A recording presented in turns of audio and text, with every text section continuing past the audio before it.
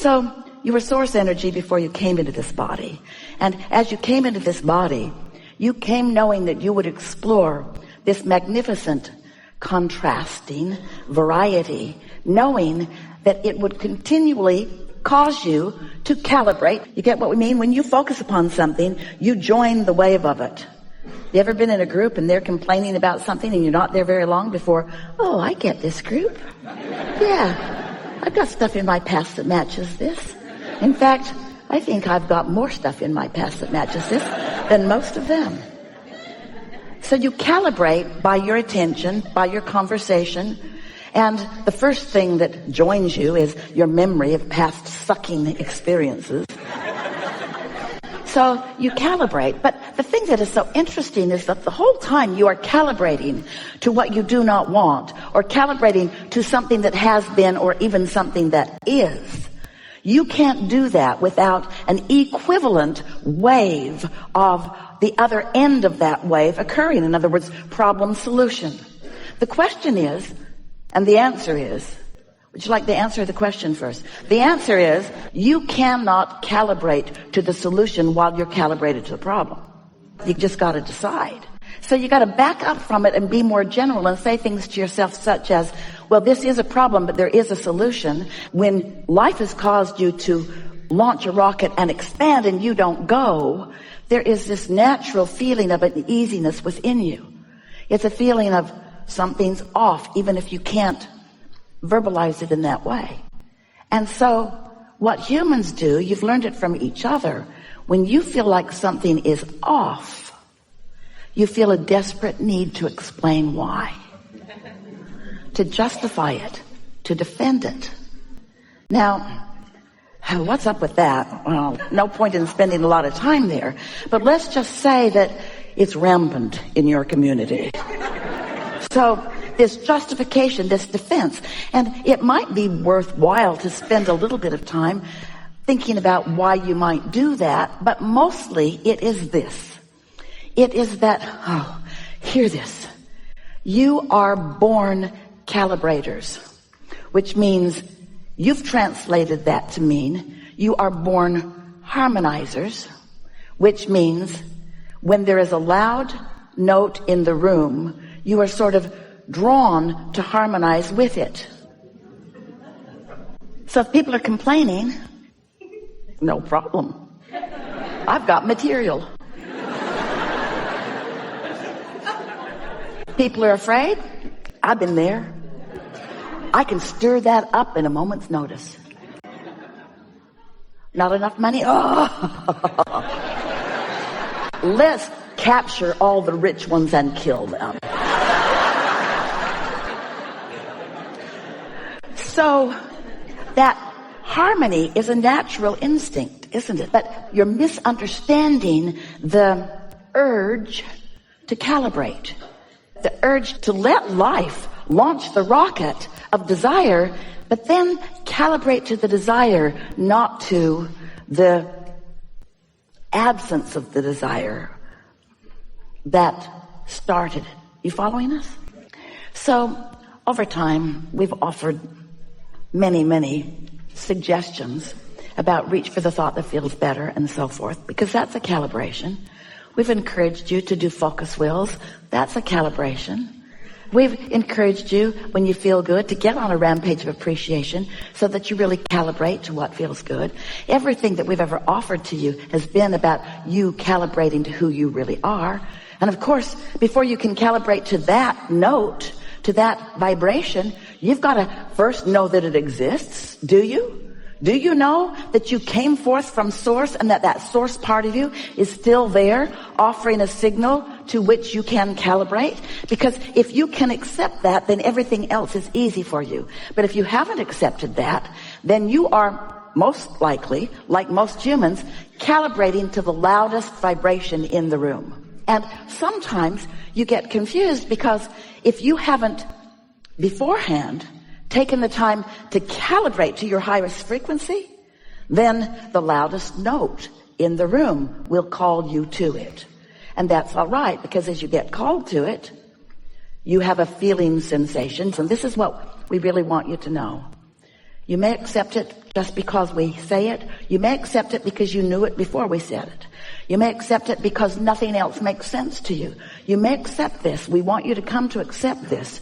You are source energy, and a part of you is here in this physical body. And the strongest calibration, the strongest signal that you are, is one of pure love. One of knowing well-being, one of loving self, and one of loving others. But that love word is so overused and so misunderstood that it's maybe not even the best word to use. The God word doesn't work either, because so many of you think so many things about those things. So we don't want you to calibrate to a word. We want you to calibrate to a feeling. And we want you to do your best to decide that feeling good is a good thing. That feeling good is a good thing. So what we're talking about incessantly is identifying a vibration, a desired one, and then isolating it by focusing on it and not other stuff. And in doing so, eventually calibrating to that frequency. And now what's happened is you are one with you. Now, what's the benefit of being one with you, with who you really are? You've been around a long time. You've been calibrating longer than there are human words to describe or human concepts to comprehend. You're old. And that you that has become is pure, positive energy.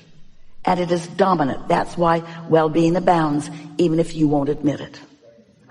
So this whole of who you are, this pure, positive energy of who you are, this pure, positive energy of who you are, has a point of attraction. Law of attraction is responding to that you. If you've been hanging around with us for a while, you've heard us say, we say it often, one who is connected to this stream of well-being is more powerful than millions who are not. So that point of attraction is powerful, more powerful. Hard to define how much more powerful. And we want you to contemplate for a moment with us why that part is so much more powerful in its point of attraction. Because there's no contradiction in the energy. Because the vibration has been identified and isolated and calibrated. And so since there is no contradiction, that signal is strong. So as the law of attraction is responding to everything that is abounding, you have choices. You can calibrate to wanted or unwanted, but you can't all of a sudden, after you've been calibrated, after you've been noticing, after you've been complaining, after you've been observing, do you know? Heard us say this many times if you've been hanging around with us. Most humans offer most of their vibrations in response to what they are observing, which is a good thing if what you're observing feels good, but it is not a good thing if what you're observing feels bad.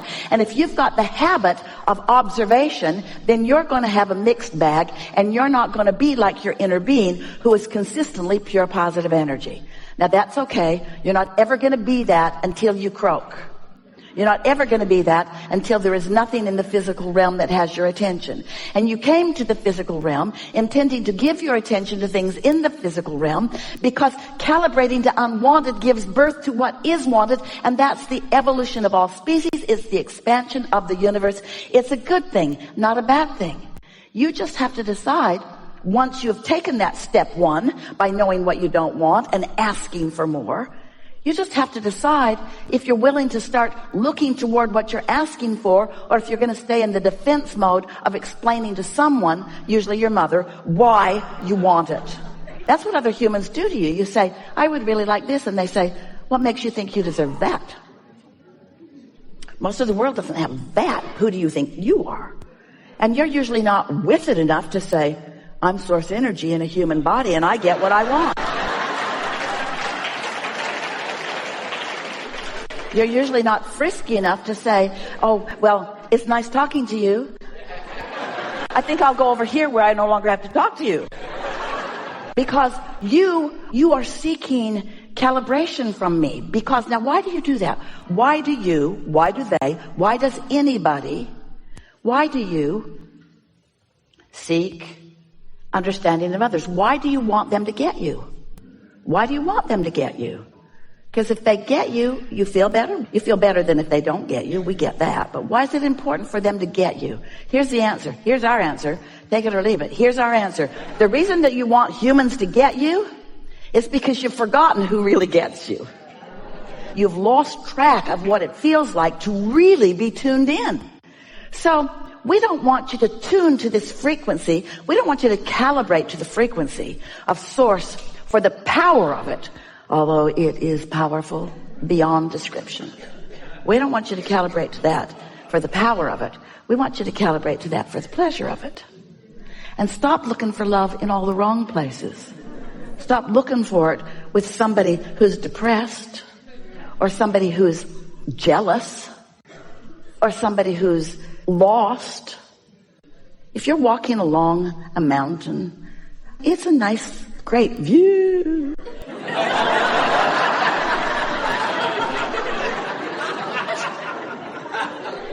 And you're not feeling all that stable.